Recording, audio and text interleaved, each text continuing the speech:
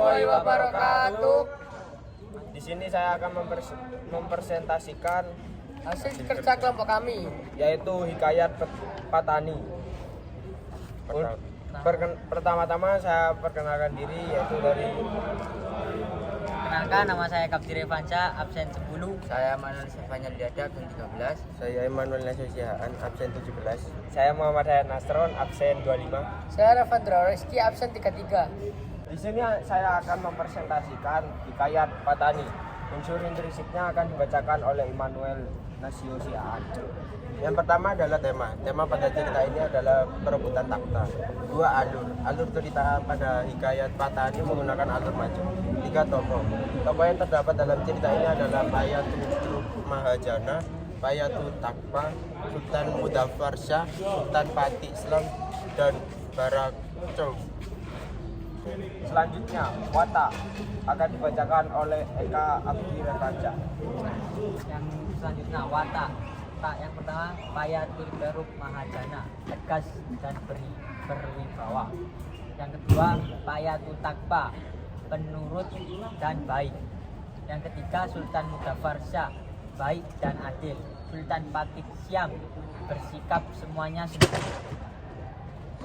Baracau, tidak mudah terkalahkan. Selanjutnya, Latar akan dibacakan oleh Ravandra Aura Rizky. Latar pada cerita ini adalah kerajaan. Sudut pandangnya adalah sudut pandang yang digunakan dalam Hikayat Patani adalah sudut pandang orang ketiga. Amanatnya jangan berebut tahta dengan cara saling membunuh karena itu perbuatan yang sangat buruk. Judul pada teks Hikayat ini adalah Patani. Selanjutnya, struktur abstraksi. Cerita dalam Hikayat Patani diawali dengan Payatu Beruk yang memimpin sebuah kerajaan di kota Malikai. Dia digantikan oleh putranya yang bernama Payatu Takpa yang gemar berburu di hutan seperti hal tokoh penting lainnya. Orientasi. Cerita tersebut berlatar kerajaan dan menceritakan tentang kehidupan kerajaan. Hikayat Patani sangat kental dengan unsur-unsur Islami karena mendeskripsikan tentang kondisi asli di daerah Patani. Komplikasi pada cerita Hikayat Patani adalah Sultan Mudaffar Shah mengkhianati sahabatnya sendiri, yakni Baracau. Hal ini membuat Baracau meninggalkan istana dan diasingkan. Evaluasi. Berkat tindakan yang memicu salah paham, Sultan Mudaffar Shah dan para pemimpinnya bisa dikalahkan dan Baracau bisa kembali menduduki takhta kerajaan. Adiknya yang bernama Mansur Shah pun seperti meninggalkan Siam, tapi Mudaffar tinggal sendiri di Siam dan akhir kesudahannya tidak diketahui. Resolusi. Sultan Mansur Shah menggantikan kedudukan sebagai Raja Patani. Pada masa pemerintahannya, daerah Patani diserang 2 kali berturut-turut oleh Palembang.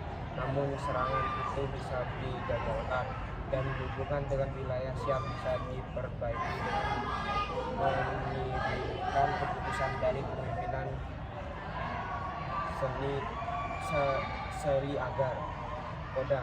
Jangan membunuh seseorang meskipun merasa dendam atau benci terhadapnya.